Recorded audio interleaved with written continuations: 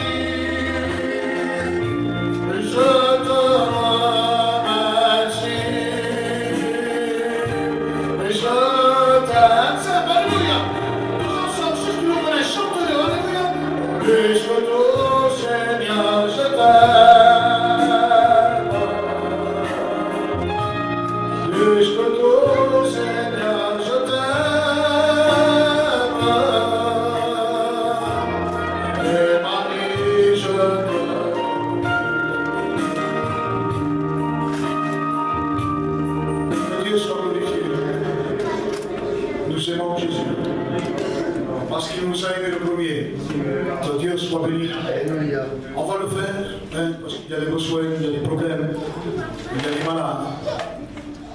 Il y a des personnes qui voudraient être là, croyez-moi. Mais ils ne peuvent pas à cause de la maladie. Mais nous sommes l'épouse de Jésus. Et nous allons prier pour ces malades. On va placer le frère Miguel et tous les autres malades qui ont besoin de la grâce de Dieu. J'aimerais faire cet appel. S'il y a quelqu'un qui a un malade dans sa maison, vous pouvez lever la main simplement. On va faire une prière. Et je veux demander que le frère Alain, s'il veut bien, devant, puisse placer les malades devant le Seigneur. Nous prions avec lui. Mon Seigneur, encore une fois, je veux te passer tous ces malades, mon roi. Je demande de bénir celui que je connais, celui que je ne connais pas. Éternel Dieu, s'il te plaît, va les visiter. Seigneur, nous sommes limités, mais toi, tu n'es pas limité, éternel. S'il te plaît, mon Seigneur, va dans les hôpitaux, te guéris de ces maladies, que cela serve pour ton œuvre, maître, et que cela soit des témoignages pour Nous te demandons grâce. et donne tes bonnes mains, maître. La gloire t'en revient à toi seul. Gloire. Béni soit ton nom. Amen. Que Dieu soit béni. Alléluia. On va chanter un cantique, ce cantique qui dit mon seul abri c'est toi, Seigneur. Lorsqu'on a personne pour se confier, lorsqu'on cherche du secours, mais que personne ne peut nous tendre la main, mais il est notre seul abri. Alléluia.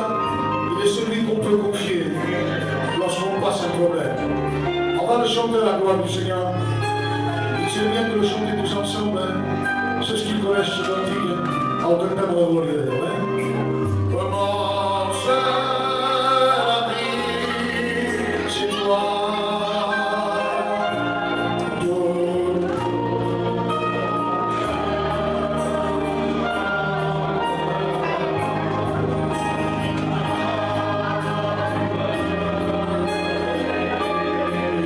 Et à chaque fois que j'ai peur, je m'appuie sur toi. Je m'appuie sur toi. Et dans ma faiblesse,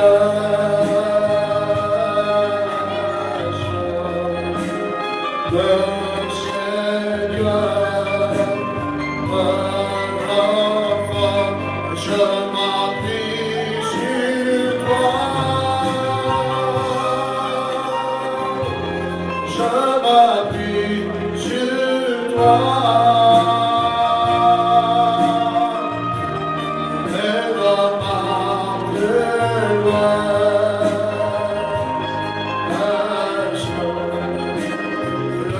le Seigneur me renforce.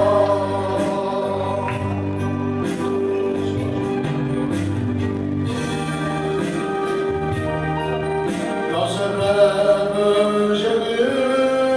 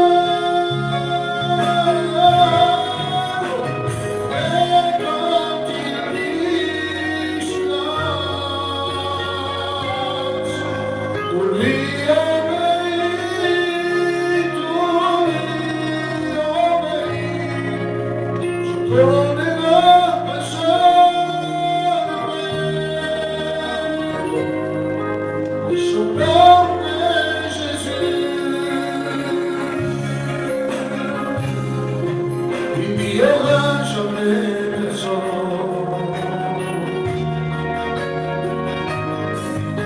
Il était jamais pourquoi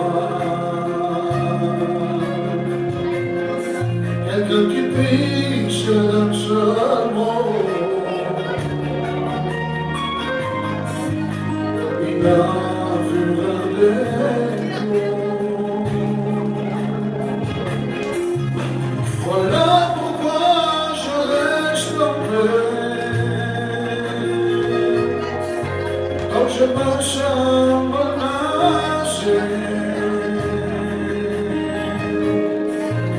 Je sais qu'il est tout près pour calmer mes frayeurs et me rendre la joie.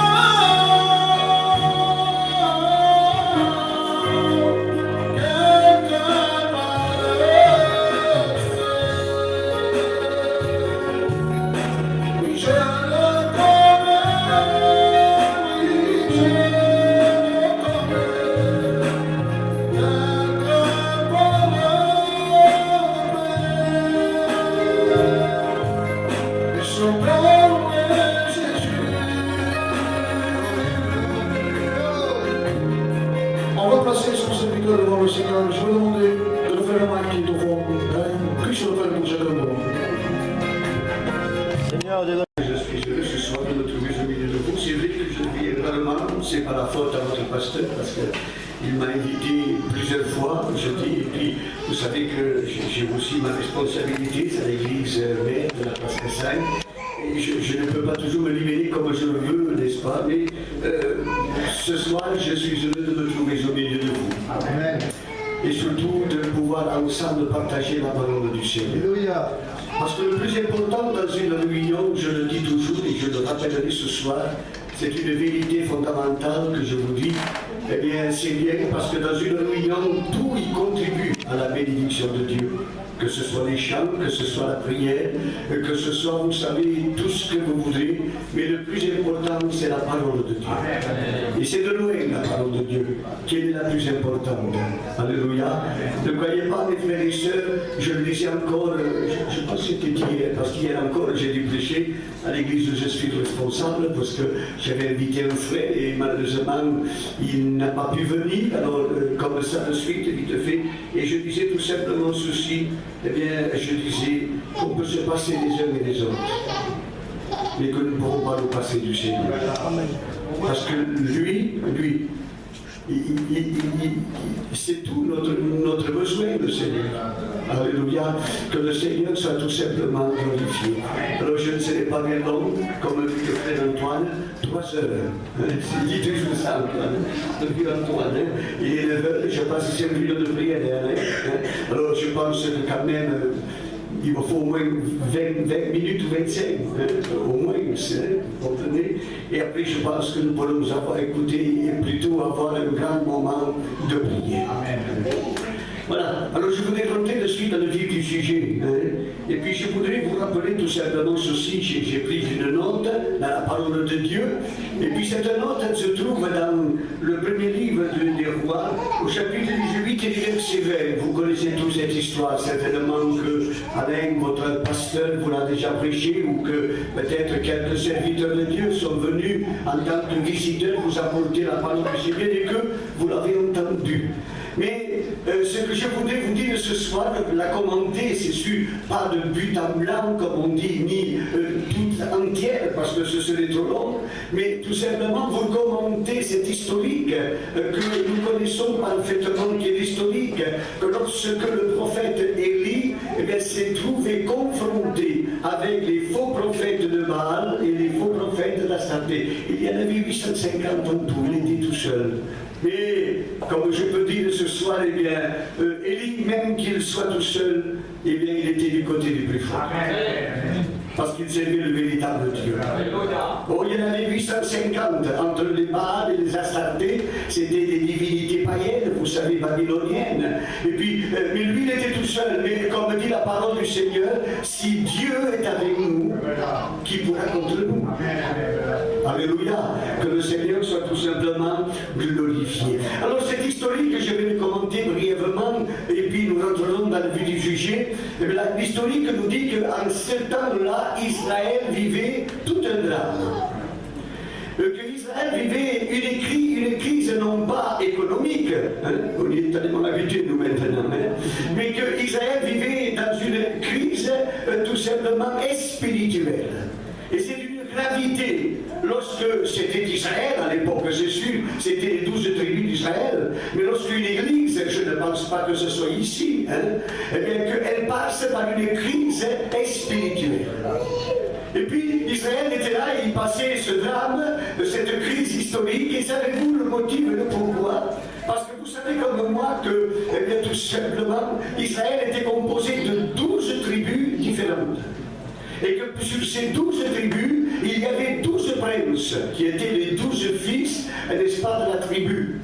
Et puis, il s'est passé qu'entre eux, entre ces 12 tribus, il y a eu quelque chose qui s'est passé, c'est qu'il y a eu tout simplement un schisme. C'est-à-dire, je m'explique, hein, peut-être qu'il y en a qui ne vont pas comprendre, mais un schisme, c'est une division. Une division entre plutôt ces 12 tribus. Ces 12 royaumes. Ils étaient divisés en deux. D'un côté et les autres de l'autre. Savez-vous pourquoi? Parce qu'il y avait une partie qui servait Dieu, qui était restée fidèle à Dieu, qui était restée attachée à Dieu, qui était restée vraiment, disons, dans la parole du Seigneur, et qu'il ne t'était pas tout simplement détourné, et puis qu'il y avait une autre de tribu, n'est-ce pas? Et bien qu'elles se sont détournées de Dieu, elles se sont éloignées de Dieu, et elles ont révoqué tout simplement les commandements de l'Éternel, parce que la parole de Dieu nous dit qu'Israël connaissait les lois que Moïse avait reçues sur le mont du Sinaï, où il est dit que Dieu dit « tu ne serviras qu'à Dieu lui seul ». Il était en pleine connaissance, mais à ce moment-là, il s'était détourné. Et entre eux, entre ces 12 tribus, eh bien, il y avait deux royaumes différents, d'un côté et de l'autre. Je dirais entre parenthèses, mes frères et mes sœurs, dans un sens symbolique, c'est sûr, eh bien, je voudrais vous dire que c'est dans une gravité, je dirais tout simplement ce soir, que lorsque une église, je ne dis pas laquelle, mais une église, eh bien, qui passe tout simplement eh bien, dans un contexte comme Israël a vécu, n'est-ce pas? Dans un contexte où, dans une église, il y a une certaine division, les uns d'un côté et les autres de l'autre. Ne croyez pas que la parole de Dieu déclare que eh bien, Dieu n'a jamais été d'un diviseur, mais que Dieu a été plutôt un grand rassembleur. Amen, amen. Alléluia, que le Seigneur soit tout simplement glorifié. Je ferme la parenthèse parce que ce serait trop long. J'ai dû vous dire simplement ceci, mais c'est une gravité tout simplement extrême lorsque on passe par une telle situation. Et alors, là, qu'est-ce qu'il est arrivé? Il est arrivé tout simplement que Dieu n'était pas d'accord. C'est tout à fait logique, comme je viens de vous dire, eh bien, que Dieu a toujours été contre la division. Que Dieu a voulu toujours rassembler son peuple, parce que Dieu a voulu que ce soit un peuple uni. Hein? Vous le comprenez ce que je veux dire? Regardez au temps des apôtres, si vous lisez, n'est-ce pas, au début des apôtres, mais il est dit que l'Église, hein, les croyants, parce que lorsqu'on dit l'Église, hein, ce n'était pas les maisons de l'époque, mais c'était l'Église, c'était les croyants, les chrétiens, les fidèles. Ils étaient ensemble réunis, assidus, pour eh bien, se rassembler tout simplement ensemble. Amen. Que le Seigneur soit tout simplement glorifié. Et alors Dieu n'était pas d'accord dans cette situation. Dieu va appeler le prophète Élie, c'était son serviteur, vous le comprenez bien. Et puis, dans un sens, j'en suis persuadé, ce n'est pas marqué, mais la parole de Dieu nous simplement nous dit que lorsque Dieu a appelé Élie, il a appelé avec un message précis en disant, eh bien, il en est assez maintenant. Il faut que tu rassembles le peuple et que tu l'unisses à un seul peuple. Et ça, c'est à la volonté du Seigneur. Amen. Que Dieu soit tout simplement glorifié. Alors, c'est ce que Élie va faire. Il va rassembler le peuple, vous le savez comme moi, et puis il va leur donner un rendez-vous. tout simplement. Et qu'est-ce qu'il va se passer? Alors nous connaissons la suite parce que je ne rentre pas dans tous les détails. Eh bien que Dieu a donné tout simplement une grande victoire à son serviteur. Amen. Et cette victoire que le serviteur a reçue, eh bien tout simplement ne faisait que tout simplement apporter une valeur extrême dans la puissance de Dieu. Alléluia, que le Seigneur soit tout simplement glorifié. Mais là, on rentre maintenant dans le message, on va rentrer, tout en, disons, abrégeant le plus possible. Il est dit que dans la prédication, si vous voulez, ou dans l'exhortation, ou dans le rappel de Dieu pour le peuple, eh bien, regardez ce que déclare la parole du Seigneur. C'est que tout simplement, eh bien, le prophète a dit quoi? Il a dit Israël. Jusqu'à quand? Jusqu'à quand? En voulant dire tout simplement, il en a assez maintenant. Vous êtes arrivé là au bord d'un précipice. Et si vous allez un peu plus loin, même que ce soit un pas, vous allez tomber dans le ravin et vous allez vous perdre. Alors Dieu a dit, le prophète a dit, il en est assez maintenant. Jusqu'à quand? Jusqu'à quand clocherez-vous des deux côtés? Ça, c'était le message de Dieu, tout simplement, pour Israël. Et savez-vous pourquoi, mes frères et sœurs? Eh bien, parce qu'Israël était en train de vivre une décadence spirituelle. Une décadence spirituelle. Savez-vous ce que signifie le mot décadence? C'est-à-dire qu'Israël connaît un déclin spirituel. Et c'est grave. Lorsque dans une vie chrétienne, dans une vie d'un jeune, d'un moins jeune, d'un serviteur de Dieu, ça peut être moi, ça peut m'arriver également, que de connaître un déclin spirituel, c'est-à-dire une baisse de régime dans le domaine de l'esprit, dans le domaine du service, dans le domaine de l'obéissance, dans le domaine de la foi. C'est ça le véritable déclin. Et c'est à cause de ce déclin-là, eh bien que tout simplement Israël s'était divisé en deux. Que Dieu nous garde, mes frères et sœurs. Au nom du Seigneur Jésus, tout simplement ce soir, eh bien que le Dieu nous garde tout simplement, que dans nos vies il y ait un déclin spirituel. Je ne vous cacherai pas, et je vous le dis ouvertement, je l'ai dit encore hier dans ma prédication, et je disais tout simplement ceci, que nous sommes en train maintenant de vivre une époque terrible. Des moments difficiles. Et si vous lisez, je pense que c'est le frère, tout simplement, Alain, qui est venu chez moi et qui l'a prêché, je pense que c'est lui. Et bien si vous lisez dans le premier livre de Timothée, au chapitre 3, et bien lorsque Paul annonce à Timothée, il avertit, et lui dit, sache que dans les derniers jours, il y aura des temps difficiles. Et vous savez, la prédication de Paul à l'époque, c'est qu'il parlait pour le futur. Sache, il a dit, qu'il viendra un temps où il y aura des temps difficiles. Mais là, ça nous concerne maintenant. C'est à nous. Ce n'est plus il y a 2000 ans en arrière, ou je ne sais pas combien de temps. Parce que Paul parlait pour le futur, mais ça nous concerne à nous le présent. Et nous devons veiller à cela. Nous devons veiller sur nos vies, vous savez, parce que nous vivons des temps difficiles. Plus que jamais, nous le savons, n'est-ce pas, que nous sommes dans un contexte où il semblerait que le diable est en train de rugir plus fort que ce que nous ne pouvons penser. Que le diable, comme dit la parole du Seigneur, est en train tout simplement de redoubler d'efforts. Et le diable est un méchant.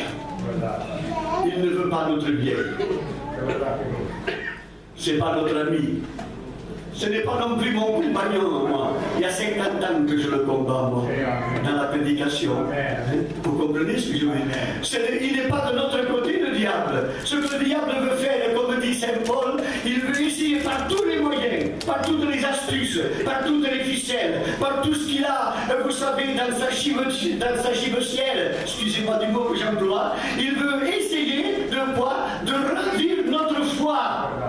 Parce qu'il sait que la foi est la chose la plus importante dans une vie chrétienne. C'est pour cette raison que le Seigneur Jésus lui-même, qui n'a jamais menti en quoi que ce soit, ni à rien, mais qu'est-ce qu'il a dit le Seigneur Jésus? Lorsque je reviendrai sur la terre, trouverai-je la foi? Alors je peux le dire ce soir, et je peux me dire aussi à moi, vous comprenez, je peux me poser la question et te dire, mais où en suis-je avec ma foi? Où en suis-je avec ma foi? Où est-ce qu'elle est ma foi? Où est-ce que je l'ai perdue? Oh, vous savez, il y a des situations avec qui il semblerait que la situation que nous sommes en train de traverser, eh bien, c'est comme un désert où tout est aride, que tout simplement il n'y a rien qui puisse pousser dans un sens spirituel. Et puis on est là, et puis il semblerait que tout nous tombe sur la tête, et ça arrive ça. Ça, c'est dans un sens l'ennemi de nos âmes, qui nous fait traverser par un désert tout simplement aride. Mais n'oublions pas que Dieu est avec nous. Alléluia. Alléluia. Que le Seigneur est de notre côté. Et que nous devons avoir peur de rien ni de qui que ce soit. Dans l'historique biblique, un jour, il est dit que tout simplement, il y avait le serviteur de ce même prophète, vous savez, mais qui était dans une ville. Et puis que là, tout d'un coup, il y a eu tout simplement quoi? Il y a eu une armée adverse qui est venue terrible, armée jusqu'au nord. Et puis lorsque le serviteur du prophète est sorti, il a vu toute cette grande armée tout simplement. Et alors il est rentré en courant, je ne sais pas comment il a fait, mais il a dit, oh mon maître, nous sommes perdus. L'ennemi est devant nous parce qu'il voulait se saisir du prophète. Vous comprenez? Parce que lui, il dénonçait tous les plans de l'adversaire. Et alors, il est sorti, et puis qu'est-ce qu'il a dit pour couper court? Il a dit, Géasi, sache que celui qui est avec nous est plus fort que celui qui est contre nous. Alléluia. Et nous sommes de bon côté. Nous sommes du côté, comme je viens de vous dire, du plus fort. Amen. Que le Seigneur soit tout simplement glorifié. Alléluia. Vous savez, Israël, je vous ai dit, était en train de vivre un déclin spirituel, une paix dans un sens, une perte de foi, mais ça ne s'arrête pas, puisque la parole de Dieu nous déclare tout simplement ceci. Eh bien, Israël était un peuple irrésolu. Savez-vous ce que signifie le mot irrésolu? Ça veut dire douteux, incertain. Pourtant, il avait vu la main de Dieu, Israël, vous vous rendez compte? Il a vu la mer s'ouvrir, la mer rouge. Il a vu les nuages de Jéricho tomber.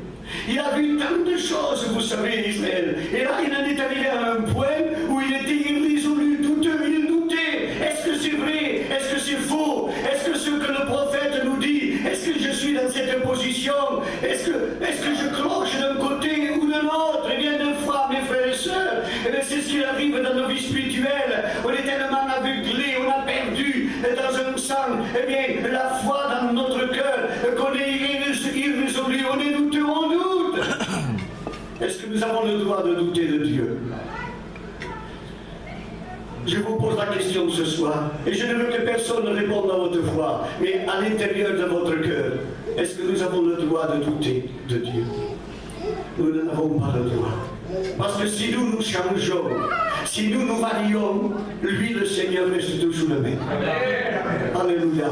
Que le Seigneur soit tout simplement glorifié. Il était incertain, vous vous rendez compte, eh bien, quelle période était en train de vivre tout simplement le peuple. Il était même, je dirais, irrésolu. C'est-à-dire, à un mot, je dirais tout simplement quoi? Il était dur à comprendre. Et vous savez, je l'ai dit il y a quelques temps en arrière, c'est sûr, mais je voulais vous dire comme ça, malheureusement, nous trouvons dans nos églises des personnes qui ne comprennent pas toujours. On ne comprend pas toujours. On dit oui. Moi, un jour, je descendais à la place Cassagne, on avait fini le culte, il y a quelques temps en arrière, et puis on descendait le culte, et vous savez, on arrivait à la place Cassagne, et puis il y a une sœur qui rencontre une autre sœur qui, elle, venait du culte, et l'autre venait de faire son marché. Et alors, celle qui n'était pas venue à la réunion, mais qui venait de faire de son marché, elle voit la sœur qui lui dit tout simplement ceci. Alors, sœur, eh bien, comment a été le culte? Ah, il dit, on a été bénis. Qu'est-ce qui a été le message? Qu'est-ce qu'il a dit le pasteur? Je ne sais pas. c'est dur à comprendre ça. Vous comprenez ce que je veux dire? Ça y est, je me suis plu, tout ce que vous voudrez, mais qu'est-ce qu'il a dit, le serviteur? Quelle a été la prédication? Là, je n'ai rien compris, je ne sais pas. C'est malheureux ça quand même, d'aller dans une réunion et de ne même pas comprendre quoi, la parole tout simplement du Seigneur. Et on trouve malheureusement des personnes qui sont comme ça, qui sont dures à comprendre. Encore là que Dieu nous garde tout simplement, n'est-ce pas, à ce que nous puissions quoi, eh bien, à être toujours à l'écoute de la parole du Seigneur. Je fais mon plus court que possible, je saute un petit peu. Alors, j'en reviens à ce que je vous ai dit, lorsque Israël a été confronté à se réunir ensemble et pour écouter ce que le prophète voulait dire de la part du Seigneur, il a dit jusqu'à quand clocherez-vous des deux côtés? Et vous savez ce que je dis moi, c'est que si Israël clochait des deux côtés, si Israël clochait des deux côtés, c'est parce qu'il n'avait pas une stabilité. Il manquait l'équilibre. Vous savez, moi je dis ceci, c'est qu'en ce moment-là, Israël se trouvait dans une position de boiteux. Spirituellement, je parle. Vous avez vu un boiteux, un boiteux, on le voit de loin, pas la peine de l'écrire, pas la peine de la voir face de vous. De loin, on dit un genre est un boiteux, c'est un boiteux. Quelqu'un qui n'a pas d'équilibre, quelqu'un qui n'a pas une stabilité, quelqu'un qui n'est pas droit, si vous voulez bien. Et l'une des qualités premières pour un homme de Dieu vis-à-vis du Seigneur, c'est quoi? C'est la stabilité, c'est la droiture, c'est un bon équilibre. Ça me vient en pensée, cette expérience, et j'étais en frère avec un frère que je cacherai le nom. Il avait une belle voiture, une belle BM à l'époque, une BMW, vous savez, dernière sortie, je ne sais pas combien elle valait cette voiture-là. Et lorsque nous avons été du côté, avant d'arriver à la de Fitou, là, vous savez que le temps, le vent frappe beaucoup là-bas. Et puis on était là, et il marchait à une certaine vitesse, mais la voiture, elle était déséquilibrée. C'était une BM pourtant. Et une grande BM, et la voiture elle s'est déséquilibrée, elle allait d'un côté, elle allait de l'autre, tantôt d'un côté, tantôt vers la droite et tantôt vers la gauche. Et à un moment donné, j'ai pris un peu peur, j'ai dit, hermano, frère, j'ai dit, attention, on va avoir un accident. Parce que ça tangue d'un côté et de l'autre. Et malgré que c'était une bonne voiture, eh bien mes frères et sœurs, veillons à ce que notre vie ait un bon équilibre, une bonne stabilité. Que notre vie soit une vie droite avec le Seigneur. Que le Seigneur soit béni. Vous savez, lorsque Dieu a parlé avec Dieu, ou plutôt, pardon, Satan a parlé avec Job, il lui a dit quoi? Il a dit, Job, c'est un homme comme ça. Il est juste et il est droit. Que Dieu soit béni. Il se détourne du mal. Que le Seigneur soit glorifié. Et bien que ce soir le Seigneur puisse trouver aussi dans chacune de nos vies de la droiture. Alléluia. Que le Seigneur soit béni. L'homme de Dieu disait, eh bien je ferai de ma vie une droiture. Je ferai une règle de ma vie. Mes frères et sœurs, faisons garde de ne pas boiter dans nos vies spirituelles. On en trouve malheureusement. Et je ne peux pas dire seulement ici, Dieu me garde de vous faire croire que c'est ici dans l'église, mais un peu partout dans nos diverses églises, il y en a de nos chrétiens malheureusement qui n'ont pas un certain équilibre spirituel, viennent à l'église, c'est sûr, et ils ont plus que jamais besoin du Seigneur, mais qui ont une vie un peu déréglée, sans stabilité, sans équilibre, sans rien du tout.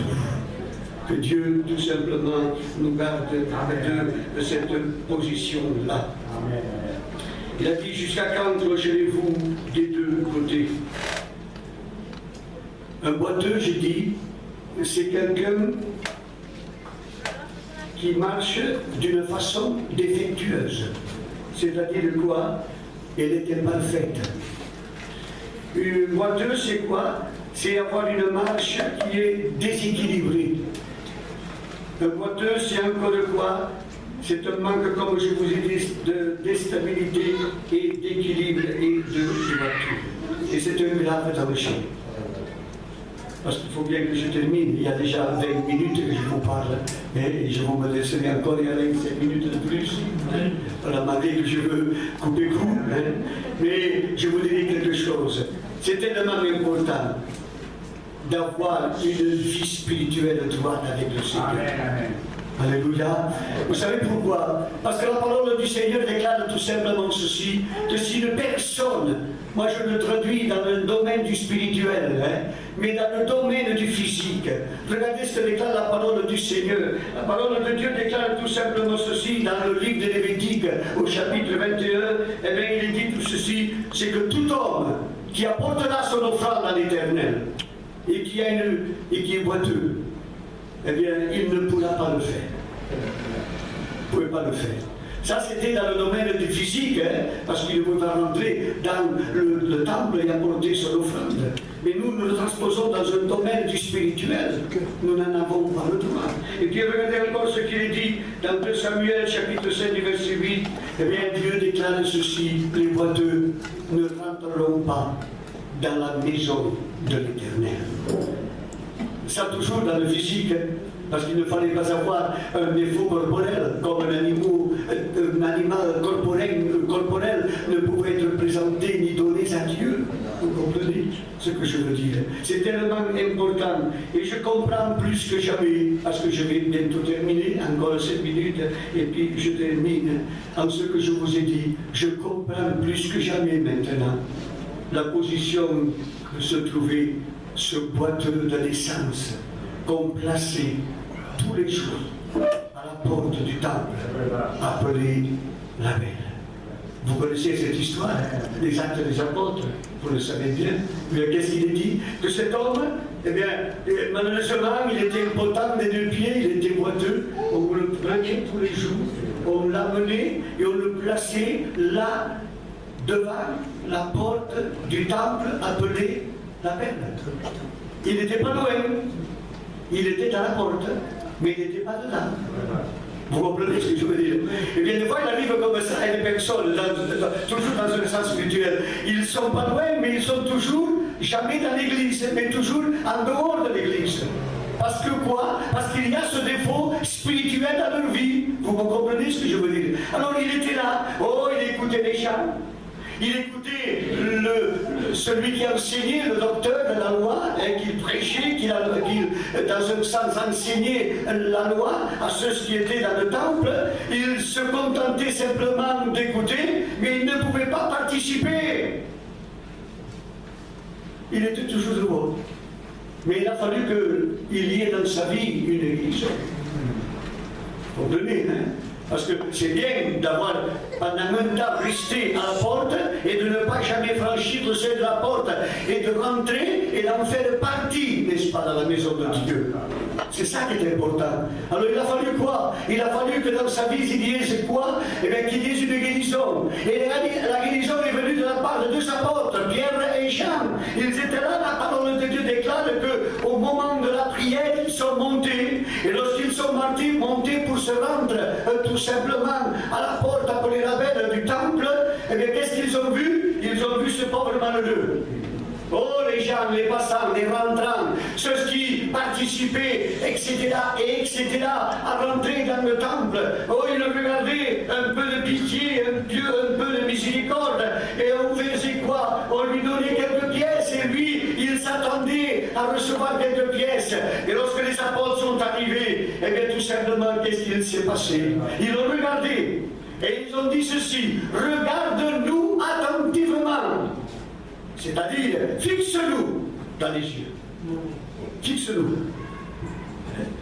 Vous comprenez ce que je veux dire? Fixe-nous. C'est-à-dire, dans un sens, n'est pas des regards errants. Parce que des fois, il arrive ça, vous comprenez ce que je veux dire? Mais regarde-nous attentivement. Et alors, c'est sûr et certain que le pauvre boiteux les a regardés tous les deux en disant: mais qu'est-ce qu'ils ont de particulier, ces 2 hommes?